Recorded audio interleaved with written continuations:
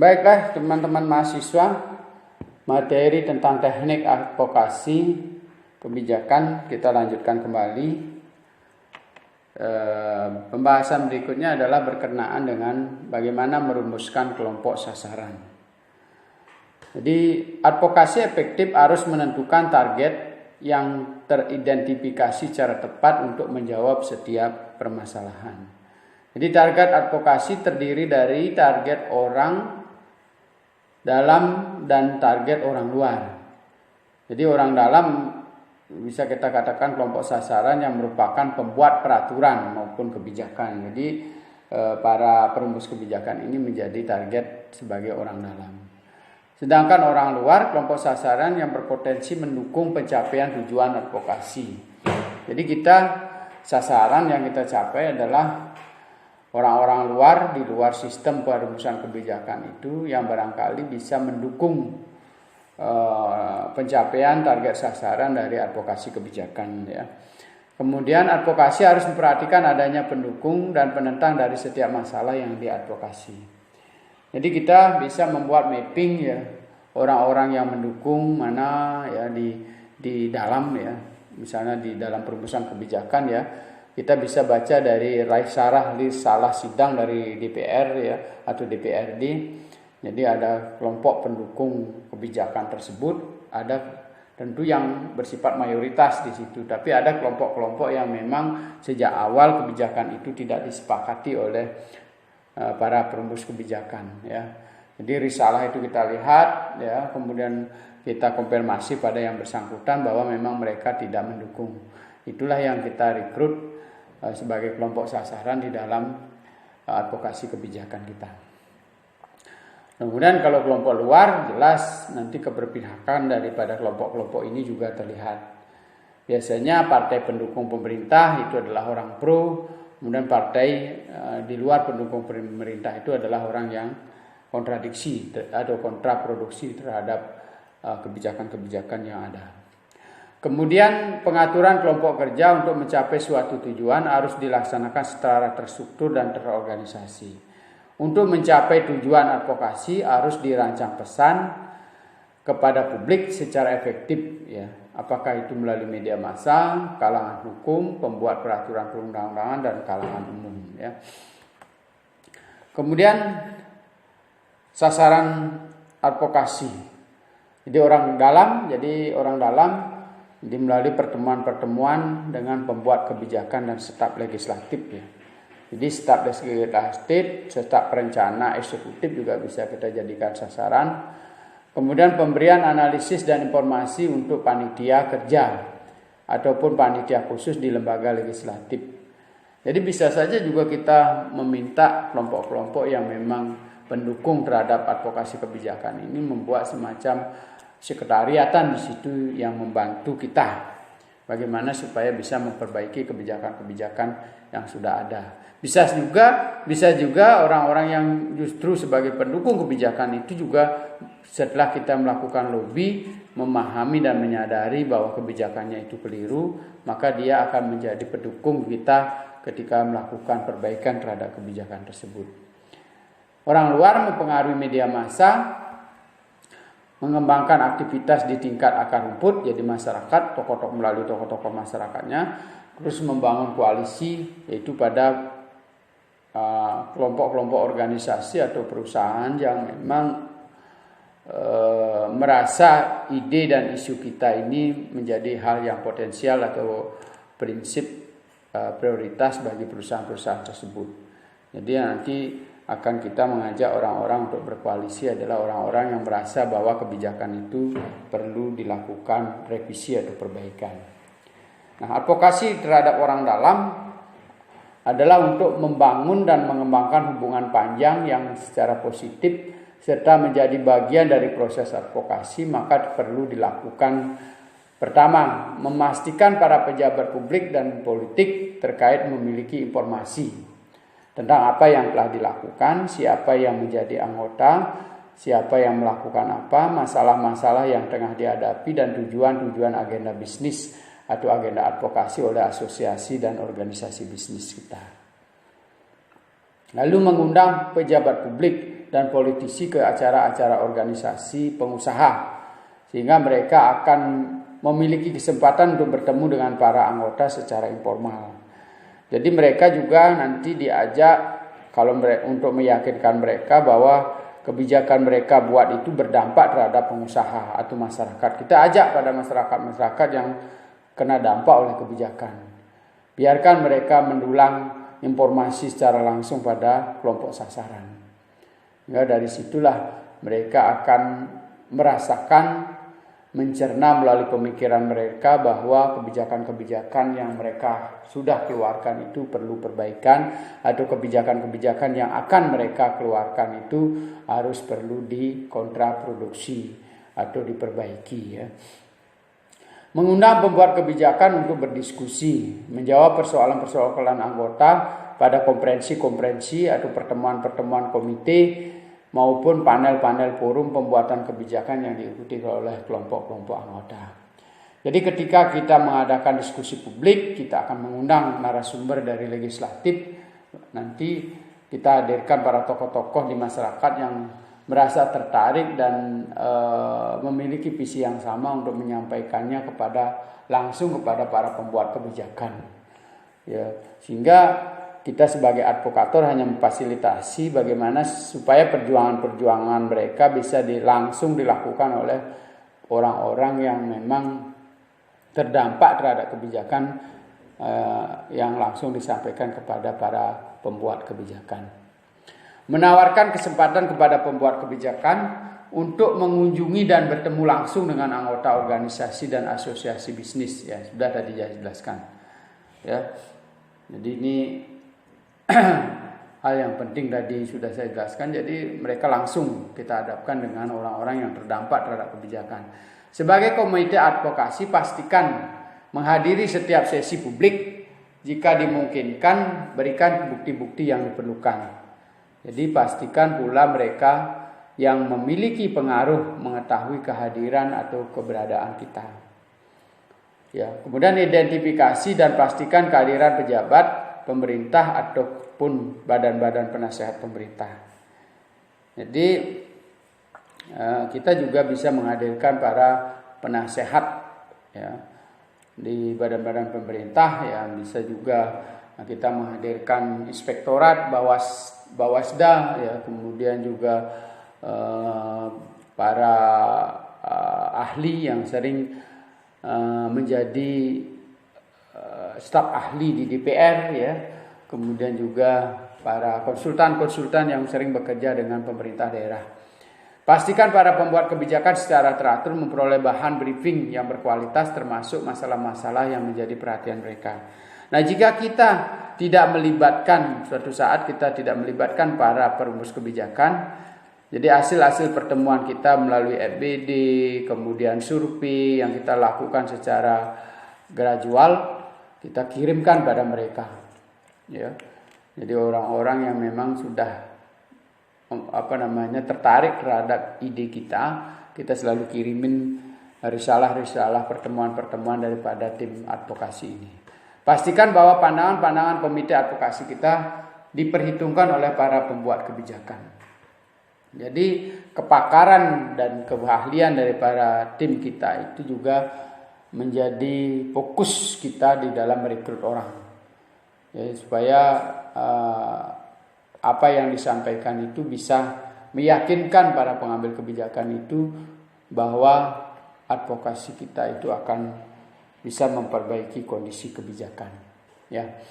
Kemudian advokasi terhadap orang luar, jadi di luar para perumus kebijakan, orang luar yang merupakan kunci dari pesan-pesan organisasi pengusaha adalah media cetak dan elektronik, ya.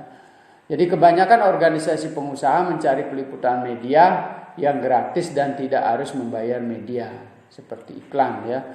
Jadi pastikan bahwa kita bisa mencari orang-orang yang memiliki pemikiran yang sama, yang bekerja di dalam sebagai redaktur atau sebagai wartawan di media-media yang terkenal yang ada di daerah kita, ya, sehingga kontribusi mereka berupa berita atau cuplikan-cuplikan berita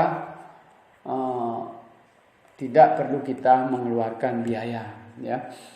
Kemudian tujuan utama advokasi adalah memudahkan media mencari bahan berita ataupun pandangan bisnis yang diperoleh dari anggota yang berkompetensi sebagai narasumber.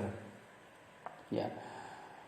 Kompensasi yang lain yang bisa diberikan kepada para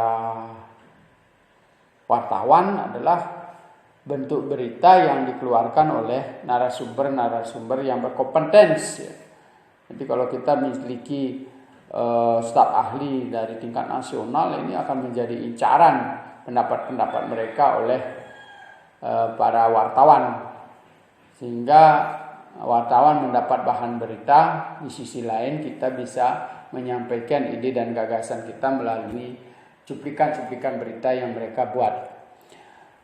Pendekatan kepada media harus strategis. Pastikan para wartawan mengetahui kegiatan yang dilakukan organisasi dan asosiasi bisnis, anggota organisasi, permasalahan yang dihadapi, dan tujuan agenda bisnis advokasi.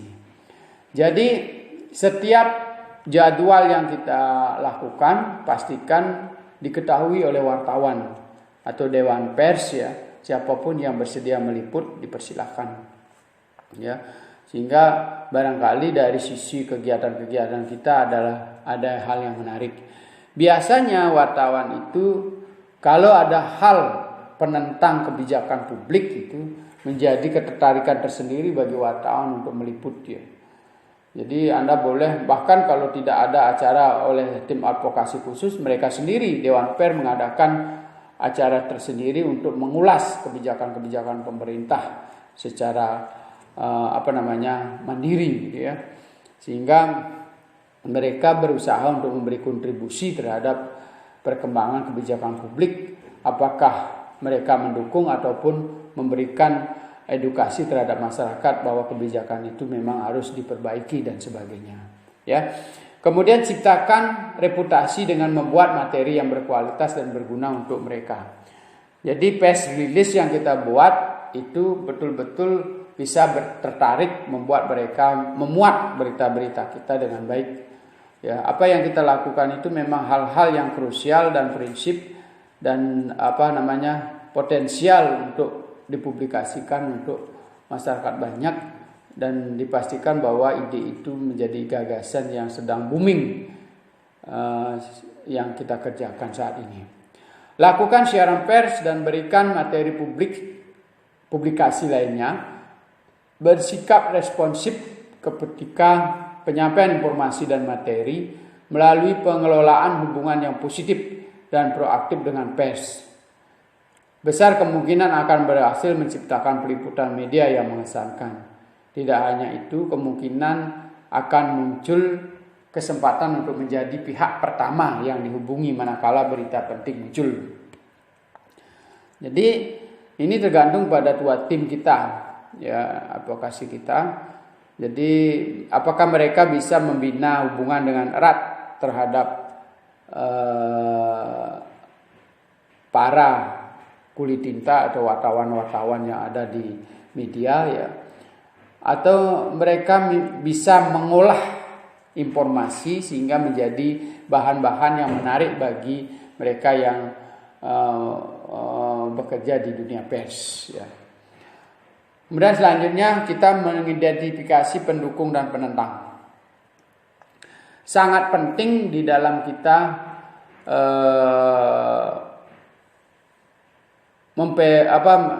mengidentifikasi kelompok sasaran baik dari luar maupun dalam, untuk mengetahui pertama kali adalah siapa yang mendukung, siapa yang menentang. Siapa yang mendukung kebijakan yang sudah ada, siapa yang menentang kebijakan yang sudah ada. Bahkan di kalangan legislatif pun tidak semua kebijakan diambil keputusan secara aklamasi, ya. Pasti ada kelompok-kelompok penentang di situ, ya. Jadi kelompok-kelompok penentang kebijakan yang sudah dikeluarkan adalah kelompok-kelompok yang mendukung kita untuk kembali lagi membicarakan kebijakan itu yang kontraproduktif dengan kepentingan masyarakat, ya. Jadi berdasarkan hasil riset survei staf komite harus membuat tabel yang menunjukkan bahwa organisasi yang mendukung maupun menentang, atau orang-orang pengambil kebijakan yang mendukung dan menentang, bahkan yang abstain untuk tiap-tiap isu. Jadi manfaat tabel yang kita buat itu adalah yang pertama membuat kebijakan penting yang memiliki kekuatan untuk mempengaruhi keputusan mengenai permasalahan tertentu. Jadi nanti kita akan melihat peta kekuatan, ya, seberapa banyak orang menentang, seberapa banyak orang yang mendukung. Aktor penentu yang terkait dalam berpengaruh terhadap permasalahan. Kita juga melihat dari risalah-risalah pembicaraan di legislatif itu, kita melihat siapa sih sebenarnya yang paling menentukan dalam pengambilan kebijakan tersebut. Ya. Kemudian ketika berdebat juga kita akan melihat siapa yang paling menentukan dalam kebijakan yang kita perdebatkan. Arah dari kebijakan yang ditetapkan kita juga bisa ketahui, ya, apakah itu mengarah kepada kepentingan kelompok, apakah memang untuk kepentingan pemerintah, atau hanya sekedar latah mengikuti program-program kerja yang sudah dilakukan oleh daerah lain, tetapi sebenarnya bukan menjadi skala prioritas di daerah kita. Ya, staf harus menggunakan informasi ini untuk mengembangkan strategi advokasi yang efektif. Jadi kita akan data yang sudah dalam bentuk tabel itu kita gunakan untuk dengan siapa secara efektif kita akan berdiskusi, ya. Jangan sampai kelompok-kelompok yang berlawanan dengan tim advokasi justru kita ajak diskusi, maka setiap kita bertemu akan patah arang dan tidak bersemangat karena tidak nyambung pembicaraan yang kita lakukan terhadap orang-orang yang memang menentang atau sebagai pendukung keras terhadap kebijakan pemerintah, ya. Kemudian berikutnya adalah mengatur kelompok-kelompok kerja. Hal yang sangat penting juga ketika koalisi kita terdiri dari berbagai organisasi, berbagai perwakilan dari pengusaha, maka kita harus membuat kelompok-kelompok kerja atau pokja. Ya. Jadi asosiasi dan organisasi bisnis atau organisasi lainnya memulai dengan mengatur kelompok kerja. Kelompok kerja berkonsentrasi pada sebuah bidang kebijakan yang khusus dan menyusun konsepnya dalam agenda. Jadi mereka kelompok-kelompok kerja itu barangkali kita akan bagi per agenda, ya, untuk membuat konsep-konsep tertentu yang perlu disosialisasi, diedukasikan pada masyarakat, ya, atau dipakai bahan dalam kegiatan lobby terhadap para pejabat publik, ya. Kemudian Dewan Penasehat kemudian menyusun konsep-konsep tersebut menjadi sebuah agenda final. Setiap kelompok kerja memiliki tujuan yang sama untuk mengidentifikasi kendala dalam menjalankan organisasi, asosiasi, dan mengajukan perbaikan untuk mengatasi kendala tersebut. Jadi ketika diperhadapkan dengan berbagai kebijakan yang ada, maka akan terjadi permasalahan-permasalahan yang muncul di organisasi dan asosiasi. Nah, itu harus diidentifikasi sebagai alat perjuangan untuk lobby terhadap para pengambil kebijakan untuk memberikan tanggapan dan jawaban atau solusi terhadap permasalahan-permasalahan yang dihadapi oleh organisasi atau perusahaan akibat dari diterbitkannya sebuah kebijakan. Strategi yang baik yaitu mengelompokkan para pemimpin berdasarkan kepentingan dan atau kawasan yang sama supaya memiliki fokus kerja. Jadi bisa berdasarkan kepentingan kelompok usaha, misalnya kita asosiasinya terdiri dari UMKM, kita kumpulkan UMKM. Kemudian dari perusahaan-perusahaan Unilever, kita kumpulkan Unilever. Atau berdasarkan wilayah. Jadi wilayah Buleleng Barat, Buleleng Tengah, Buleleng Timur, sehingga mereka mudah berkoordinasi, ya. Kemudian juga alternatif lain mengelompokkan mereka berdasarkan isu spesifik. Jadi setiap unit yang berbeda wilayah bisa bersama-sama untuk membahas isu yang sama. Jadi kita juga bisa berdasarkan pada isu-isu yang mereka ahli atau disenangi. Jadi kelompok asosiasi itu perwakilannya akan memilih apa-apa saja yang bisa dia kerjakan. Jadi kalau dia bisa mengerjakan di bidang politik, atau tertarik di bidang politik, tentu akan intens mengerjakan soal-soal politik, maka dia akan membagi kelompoknya ke kelompok politik. Ada yang membahas soal ekonomi, ada yang membahas soal anggaran, ada yang membahas soal peraturan perundang-undangan, nanti dikelompokkan di situ. Sehingga nanti dari keahlian-keahlian yang sama itu bisa membahas secara detail dan memunculkan hasil-hasil yang signifikan untuk membahas konsep-konsep yang sama dalam perjuangan advokasi kebijakan. Beberapa pemimpin asosiasi dan organisasi bisnis mungkin berkeinginan untuk berpartisipasi di dalam lebih dari satu kelompok kerja. Jadi dapat menyokong dalam setiap kepentingan asosiasi. Jadi bisa saja dia memiliki waktu yang banyak, kemudian dia memiliki keahlian yang banyak, sehingga mereka bisa memasuki kelompok-kelompok yang berbeda. Ya. Sekali lagi kalau dia memang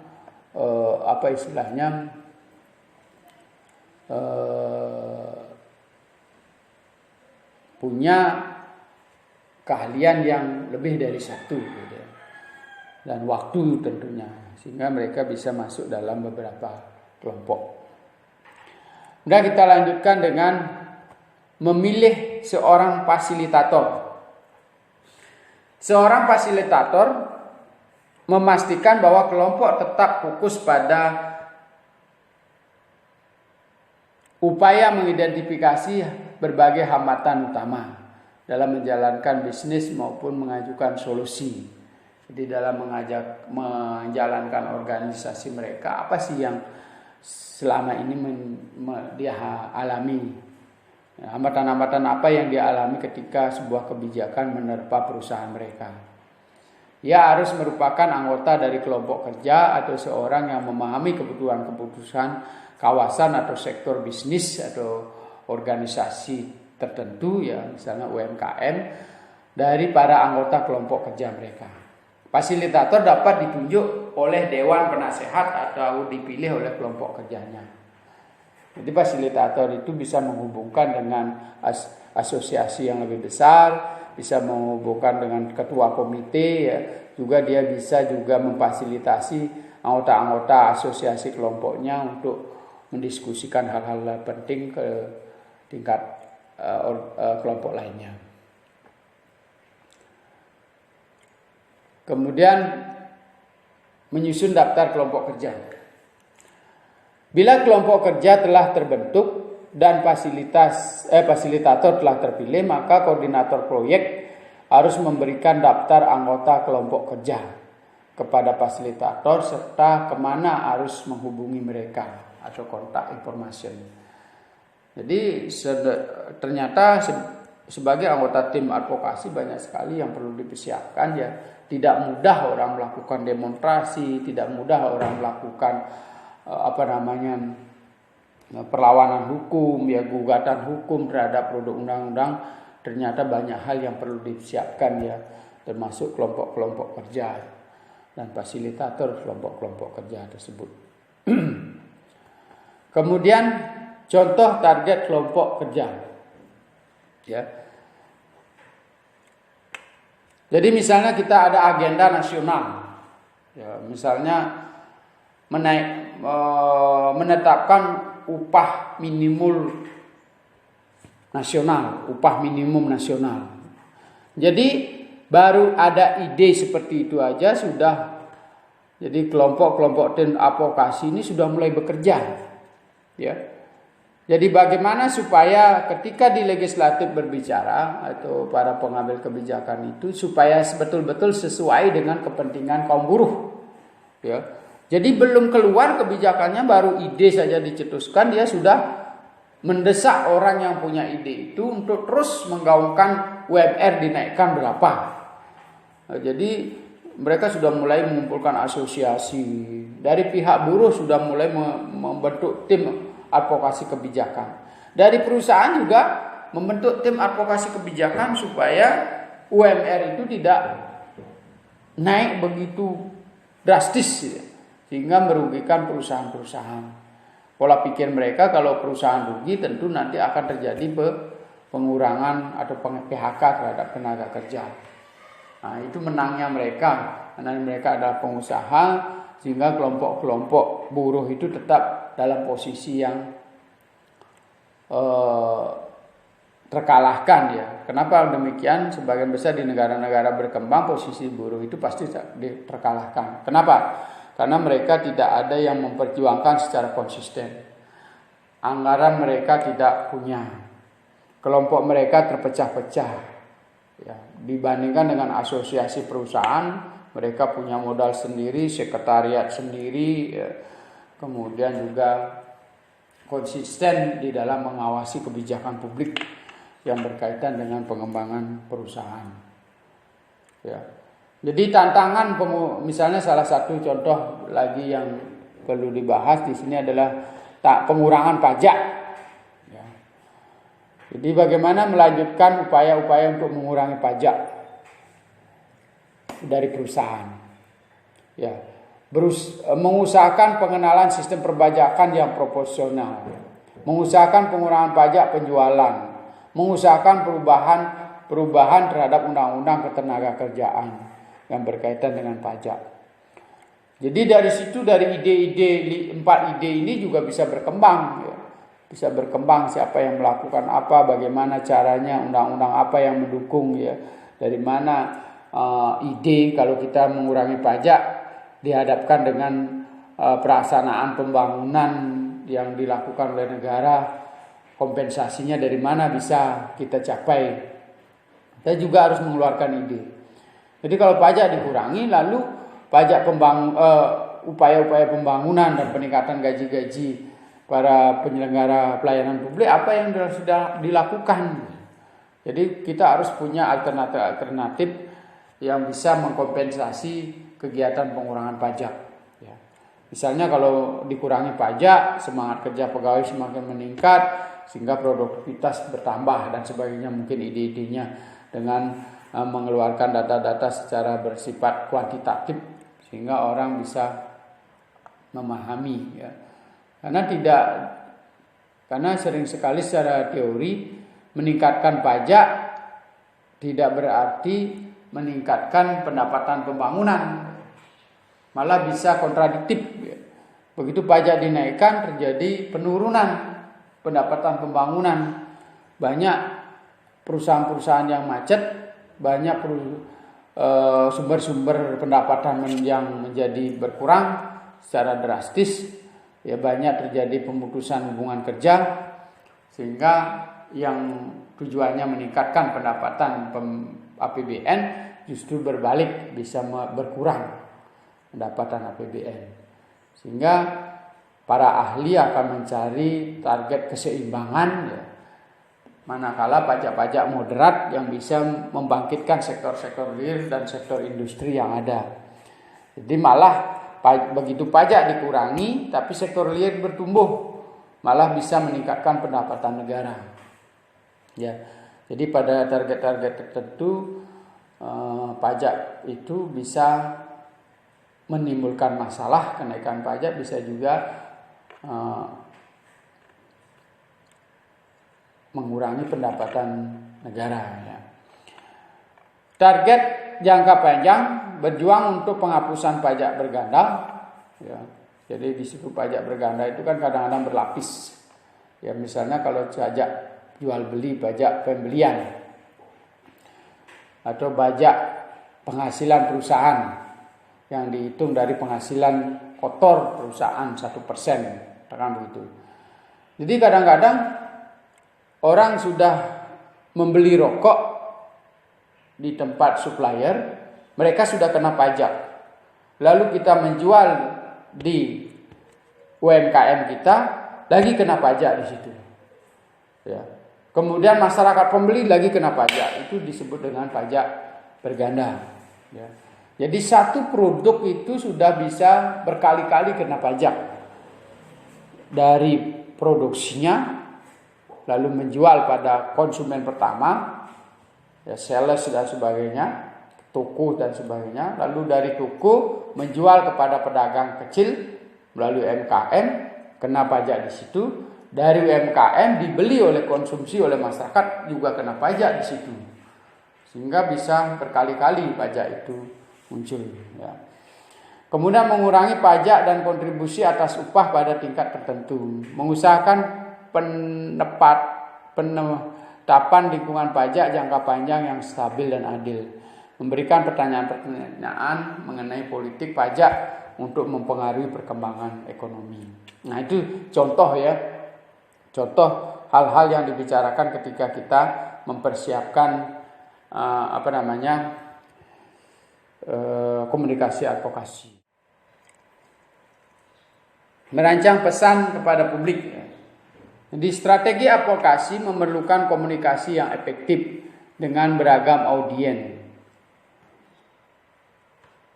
Jadi untuk memperoleh dukungan dari yang abstain, jadi orang-orang yang abstain ini kan di dalam tidak jelas dukungannya ya. Jadi yang abstain itu supaya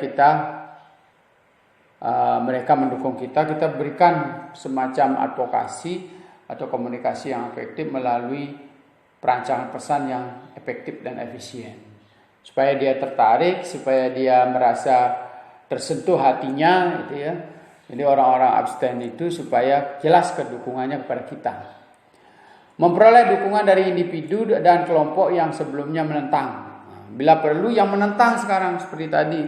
Ketika kita berikan gambaran yang jelas tentang sebuah ide untuk merubah sebuah kebijakan, mereka merasakan keliru bahwa kebijakan-kebijakan mereka yang keluarkan itu berdampak negatif terhadap masyarakat ataupun perusahaan. Jadi mereka sendiri yang ngotot setelah menelurkan sebuah kebijakan itu justru mendukung kita. Memperkuat komitmen dari pendukung yang sudah ada. Jadi jangan juga kita lupa menjaga komitmen dari para pendukung yang memang sudah sejak awal mendukung kita. Jangan sampai dia pindah tempat dukungan kepada orang lain atau lawan kebijakan yang kita akan gugat ya. Kemudian pesan harus memenuhi syarat. Yang pertama, menampung kepentingan masyarakat. Jadi publik sudah memahami bahwa itu perlu dibicarakan, ya kan? Kemudian meyakinkan dengan memberikan penjelasan mengapa permasalahan itu penting dan membutuhkan dukungan. Ya. Kemudian pesan disampaikan secara singkat langsung pada pokok permasalahan. Ya. Tunjukkan langkah-langkah yang perlu dilakukan jika memang ada.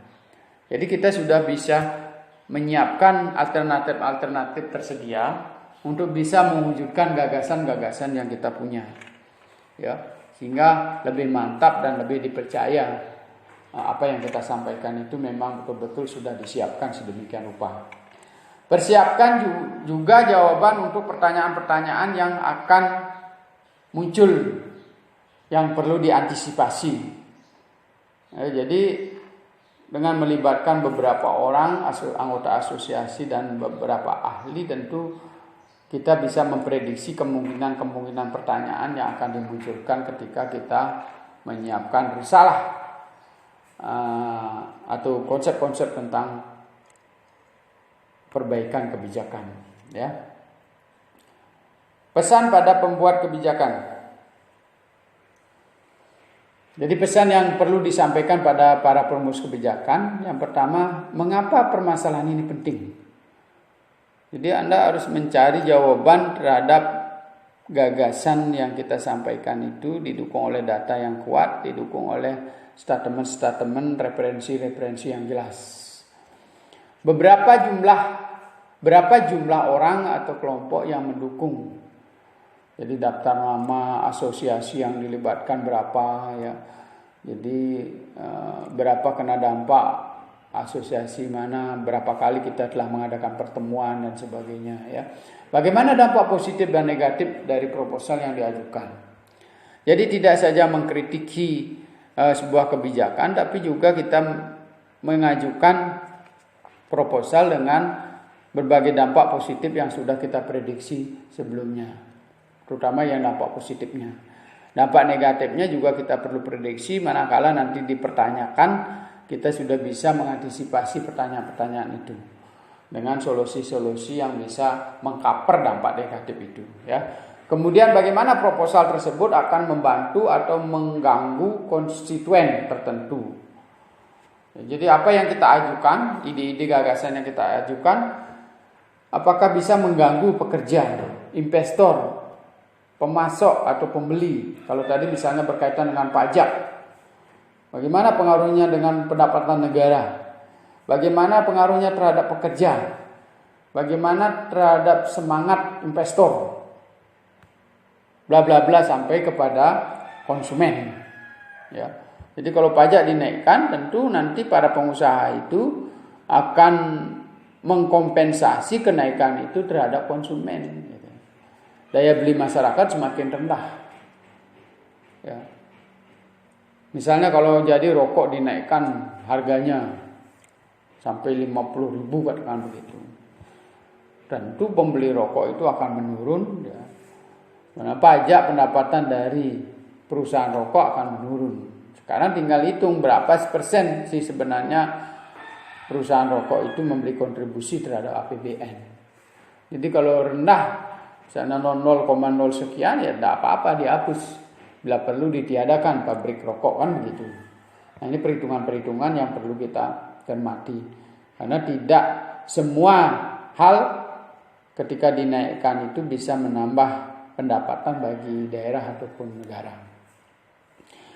Bagaimana pandangan partai politik pembuat kebijakan terhadap aksi yang diusulkan? Ya. Jadi kita juga harus menggali, mensurvei beberapa tokoh politik tentang gagasan yang kita berikan.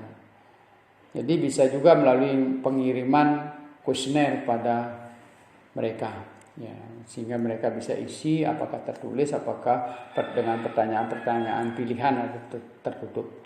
Hal-hal apa yang perlu untuk dilakukan secara khusus, antara lain kebijakan, hukum dan peraturan mana yang perlu untuk dilaksanakan dan dihapus dan direvisi, pasal-pasal mana yang harus diperbaiki dan sebagainya, kita sudah siapkan semua di situ. Meskipun tidak dalam sekali pertemuan, ya, mungkin di berikutnya, ya. Jadi kita selalu membuat bahan-bahan yang siap untuk kita diskusikan dan komunikasikan dengan para pihak yang berkepentingan dalam kebijakan publik. Bahasa atau rancangan aktual dari hukum, kebijakan dan peraturan yang diusulkan. Jadi termasuk juga rancangan, ya, perubahan dari sebuah draft hukum atau draft perundang-undangan yang kita capai nanti pada tahap-tahap akhir ketika sudah disepakati, kita sudah sampai ke situ. Ya, termasuk merancang draft hukum, draft perda, draft peraturan perundang-undangan yang sudah tentu diperjuangkan oleh orang-orang yang memang memiliki kewenangan untuk itu, ya. Kita melihat sekarang media yang kita gunakan. Apa saja yang bisa kita gunakan di dalam komunikasi advokasi kebijakan. Yang pertama press release atau ringkasan berita. Kemudian ada briefing, jumpa pers secara periodik. Ya, kita bisa melakukan briefing. Kemudian position paper atau makalah posisi kebijakan. Jadi bisa ditampilkan melalui editor mingguan. Ya, bisa melalui majalah mingguan, bisa juga melalui media elektronik mingguan, bulanan dan seterusnya. Lembaran fakta yang menjawab pertanyaan yang seringkali ditanyakan.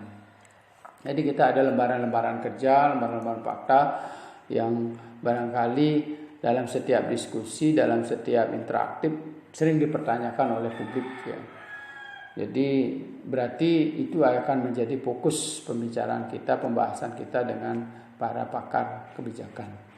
Pidato yang disampaikan dalam testimonial, seminar, rapat kerja dan konferensi. Ya. Jadi kita bisa melakukan melalui pidato. Kemudian yang terakhir press kit, ya, buletin, majalah, pamflet dan brosur. Ya. Jadi itu media yang tersedia yang bisa digunakan dalam kegiatan advokasi kebijakan. Kemudian kita lanjutkan dengan media berpengaruh pada pengambil kebijakan. Media yang paling banyak mendapatkan keuntungan dari keberadaan asosiasi bisnis dan komentar serta kritikan dari para think tank. Jadi biasanya seperti saya sampaikan, ketika kita mengkritik kebijakan pemerintah, maka para pekerja media itu akan mendapat keuntungan.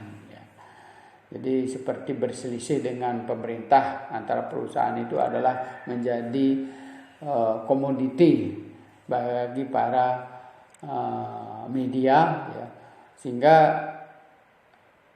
sering kita mendapat dukungan dari sisi media untuk bahan-bahan berita yang menarik terhadap kritisi terhadap kebijakan pemerintah. Jadi jangankan yang bersifat asosiasi perorangan saja, kalau kita melihat di televisi, jadi orang-orang kritis, para pakar kritis di televisi terhadap kebijakan-kebijakan pemerintah itu sering mendapat dukungan dari media. Ya. Jadi diundang sebagai pembicara, diundang sebagai narasumber utama dan sebagainya. Ya. Sehingga mereka bisa memberikan pandangan yang seimbang antara pakar yang mendukung pemerintah maupun pakar yang mendukung yang berpro kontra terhadap pemerintah. Kalangan hukum yang memerlukan informasi mendalam karena kebijakan dapat mempengaruhi hidup masyarakat. Ya, jadi para pakar hukum juga memberi kontribusi yang cukup di dalam pengembangan advokasi kebijakan, ya.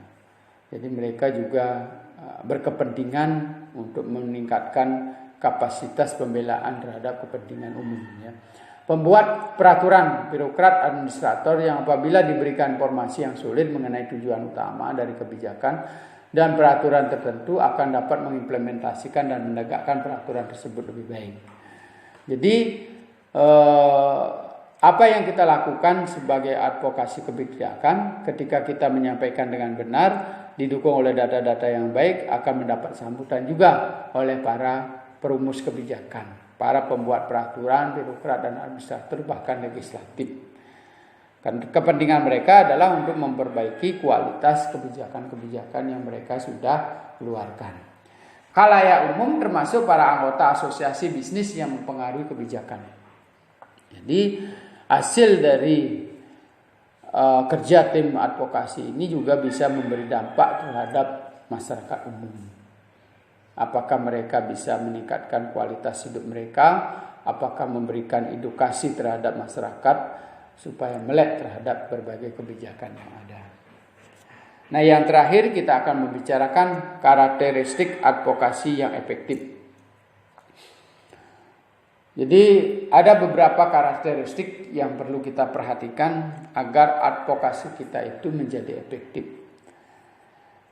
Yang pertama, menyuarakan apa yang menjadi perhatian anggotanya dalam satu suara tunggal sehingga dengan cepat menarik perhatian para pembuat kebijakan. Jadi jangan sampai ada perselisihan antara anggota asosiasi. Jadi memiliki pendapat yang sama, ya, caranya juga sama, ya. Nah, ketika terjadi perdebatan ataupun lobby terhadap para pembuat kebijakan, jangan sampai berselisih paham di antara para asosiasi yang menjadi tim advokasi kita. Melakukan pertemuan secara berkala dengan para pengambil keputusan untuk membahas isu-isu kebijakan kunci. Jadi isu-isu kebijakan utama. Jadi kita akan bertemu secara intensif terhadap para pembuat kebijakan, ya. Jadi ini kalau Anda tidak pernah melihat gitu, ya. Jadi begitu ada kebijakan tertentu pasti ada para lobbying yang mendekati legislatif, ya, eksekutif, ya, untuk memperjuangkan aspirasi masyarakat yang berkembang, ya. Jadi apakah itu di tingkat daerah apalagi di tingkat pusat, ya. Jadi istilahnya kalau kita dengar itu adalah para pembisik, ya, para pembisik. Ya. Jadi para pembisik ini konsisten, bukan penasehat, bukan MA, bukan MK, bukan pejabat negara, ya, tapi dari kelompok-kelompok yang berkepentingan yang memiliki akses dengan para pembuat kebijakan. Apakah para pemimpin politik dari partai, apakah dari eksekutif dan sebagainya, ya. Jadi mereka akan secara konsisten mengadakan lobby-lobby, pertemuan-pertemuan, ya, memberikan informasi, menerima informasi dari para kalangan pejabat publik. Menyediakan pula publikasi yang diperoleh dari hasil riset dan penelitian secara mendalam. Jadi hasil riset dan survei yang sudah terpublish maupun yang belum bisa juga memperkuat komunikasi kita untuk melakukan komunikasi advokasi kebijakan. Membangun hubungan komunikasi yang teratur dan menjalin kerjasama yang baik dengan pejabat pemerintah. Ya. Jadi tujuan kita bukan menentang atau berkonflik dengan pemerintah, tetapi sebenarnya kita ingin memperbaiki esensi kebijakan publik supaya lebih meningkat kualitasnya dan memberi dampak positif terhadap masyarakat. Ya. Kita lanjutkan yang berikutnya. Menggunakan hubungan itu demi kepentingan anggota dengan mempengaruhi kecepatan dan arah hukum atau kebijakan-kebijakan tertentu. Jadi intensitas hubungan dengan para pembuat kebijakan ini sangat penting manakala kita memperjuangkan kelompok. Ya. Jadi misalnya kalau kita contoh kecil saja ketika kita ingin organisasi kita, desa adat kita ingin memperoleh bantuan, itu kita akan mencoba melobi para tokoh-tokoh politik untuk memberikan akses tentang bantuan sosial untuk diberikan kepada desa adat kita. Itu adalah salah satu bentuk advokasi kebijakan. Ya, itu pun di dalam implementasi ya. Tapi kita juga bisa mendorong ketika kebijakan-kebijakan tertentu belum ada untuk bagaimana supaya pemerintah ataupun eksekutif dan legislatif bisa mewujudkannya dalam bentuk peraturan dan peraturan yang ada maupun kebijakan-kebijakan publik lainnya. Melakukan advokasi baik yang bersifat proaktif maupun reaktif demi kepentingan anggotanya. Ya. Jadi terus-terusan kita memantau kebijakan pemerintah. Ya, barangkali setelah satu kebijakan bisa diselesaikan, tim advokasi ini jangan dibubarkan gitu. Kita punya sekretariat sendiri yang dibiayai oleh asosiasi ya, supaya dia tetap memantau kebijakan-kebijakan agar supaya tidak merugikan asosiasi ya, atau anggota-anggotanya, apakah perusahaan, apakah organisasi sosial atau UMKM. Ya. Kemudian membantu stabilitas kebijakan dan mencegah timbulnya gonta-ganti peraturan maupun hukum bisnis yang semakin menjauhkannya dari para investor maupun wirausahawan. Jadi tujuan kita juga supaya advokasi yang kita berikan ini mengajarkan kepada pihak publik, baik eksekutif, legislatif maupun masyarakat, supaya apa yang dibuat oleh pemerintah itu ajak gitu. Tidak terus gonta-ganti kebijakan yang notabene bisa meruntuhkan para pengusaha. Jadi pengusaha yang sudah kuat bisa jatuh gulung tikar ya. Muncul lagi pengusaha baru karena titipan-titipan, pembisikan-bisikan para pembuat kebijakan atau kepentingan-kepentingan yang dibawa oleh para pemimpin politik yang notabene adalah juga sebagian besar pengusaha. Ya, jadi mereka sudah punya ide-ide sendiri sebelum mereka duduk di sana untuk memperjuangkan suatu aspirasi yang mereka ingin bangun di situ, sehingga merugikan para pengusaha-pengusaha yang sudah ada, yang marang melintang sudah berjuang dan memberi kontribusi banyak terhadap negara kita. Jadi jangan sampai ada peraturan-peraturan baru yang bisa merugikan dan meruntuhkan para pengusaha-pengusaha yang sudah ada. Lalu kita nanti muncul pengusaha-pengusaha baru yang belum memiliki reputasi dan sangat riskan untuk jatuh kembali. Dan yang terakhir adalah memantau pengaturan kebijakan untuk memastikan bahwa ketentuan-ketentuan yang diberlakukan akan dilaksanakan secara adil, konsisten dan tepat waktu sehingga memperkuat penegakan hukum. Artinya, setelah berhasil kita memperjuangkan kebijakan, maka tim ini seperti saran saya tadi jangan dibubarkan. Jadi asosiasi tetap membiayai sekretariat dari tim ini untuk memantau. Ya, makanya ada LSM yang dibiayai untuk tetap memantau kebijakan-kebijakan pemerintah itu supaya berjalan ajak dan tidak berubah arah di tengah jalan. Sehingga kestabilan dan kejaminan terhadap keadilan terhadap semua orang bisa tercapai. Jadi demikianlah materi terakhir dari teknik advokasi kebijakan. Semoga dapat memberi manfaat dan bisa memberikan tambahan pengetahuan bagi teman-teman yang memiliki keinginan untuk memperjuangkan konsep dan idenya baik kepada intern organisasi maupun kepada pihak luar, para pengambil kebijakan yang sangat strategis di daerah kita. Terima kasih, semoga bermanfaat.